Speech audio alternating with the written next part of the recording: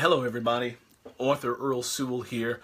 I am currently working on a new piece of writing that's going to come out in early 2018, and it's called Lennie Gray. It is a work of historical fiction that takes place between the years 1918 and 1951. And the work is loosely based on my paternal grandparents who I never knew. I have a grandfather who was born in 1896 and a grandmother who was born in 1900. So anyway, this work of fiction is called Lennie Gray, and I'm going to read a small scene from it. And first of all, I'm going to do just a regular cold read of it so you get a sense of what this is. This scene takes place when the grandmother, a woman named Mary, and a former slave has passed away. And it's for those of you who don't know history, in 1918 there was something called a flu pandemic that spread across the country, where people would a pathogen became airborne, and people could get a cold one day and be dead the next day. So it was called a pandemic, and so it happened in 1918 around. It was also called the Spanish flu, and so it happened around World War I. So here's a quick cold read of the scene. The cold read starts here. It says, "I want to see her." Curly tried to push past Tom, but Tom stopped him once again. Looking into his son's eyes with pain of his own, he said, "Go on in there and say your piece." Ida then told one of the children around here to let the folks know that Mary passed on. Plenty of folks will want to come by and pay their respects before a week. And then I paused there for a moment. Now that's just a cold read. Now here is how I do it, because I hear them in my head differently. I hear them how they come across. And so for me, this is going to be a little bit of me embodying these characters. There's going to be three distinct character voices here. One is going to be Tom, who is his mother is Mary. So Tom was born in 1871. So Tom is a farmer. So you're going to hear the voice of Tom. You're going to hear the voice of his wife, Mary. Actually, four voices. Three voices. I take it back. You're going to hear Tom. You're going to hear Ida, Tom's wife, and you're going to hear Curly, who is Tom and Ida's son. So here we go. I'm going to get into this. "I want to see her." Curly tried to push past, but Tom stopped him once again. Looking into his son's eyes with his own pain, he said, "Go on in there and say your piece. I done told one of the children around here to let folks know that Mary passed on. Plenty of folks will want to come around to pay their respect before we..."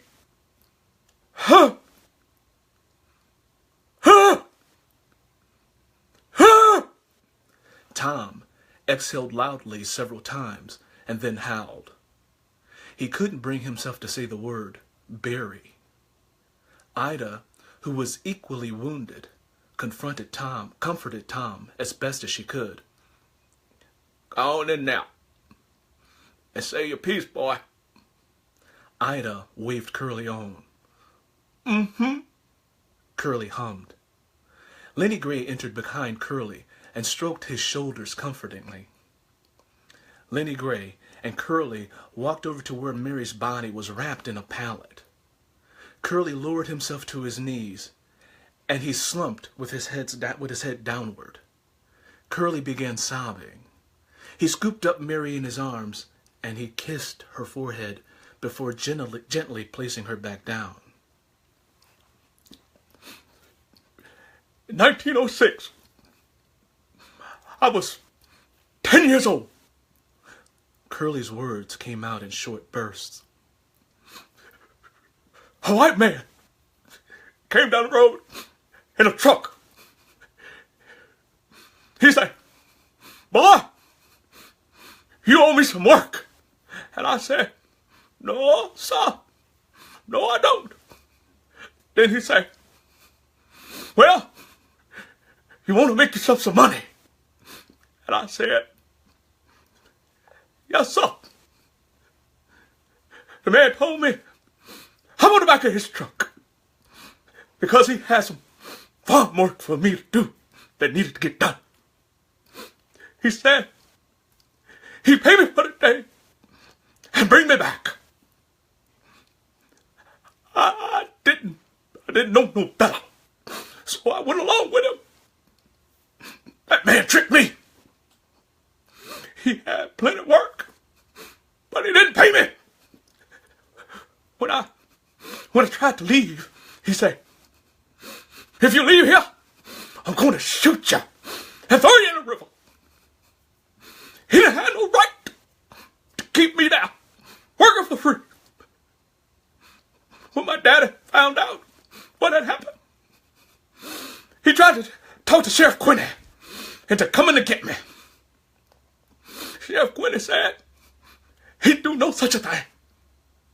My grandmama married him. Went to talk to Sheriff Quinney to beg him, Lennie Gray, to help me out. Oh, she caught him on a bad day, and he locked up for a long time. As soon as she got out, though, she walked to the farm where I was and talked to the man. She tried to get him to turn me loose. He would do no such a thing. My grandmama told him, take her, and she would do work for him for as long as he needed. And she didn't have to pay him. All she had to do was give her a little food and some clothes. And he agreed. And she started working in the field and the kitchen for him. When she got me out of there, she told me, go home and don't you worry about her. He kept her there for 7 years until he took sick and died. Curly began sobbing over her body once again. That's how you read. So that scene there is of Curly really feeling the moment of losing his grandmother and recalling something she had did for him. And so, you know, to interpret the words, interpret the moment, and to interpret what I see in my mind's eye, or what I saw in my mind's eye when I wrote this, comes across in such a unique way. And so as I read this book and I read these characters, I really have to become one with them. So anyway, so that's a audiobook narration reading tip for you. I hope you enjoyed that. Until next time, have a great day, everybody. Bye-bye.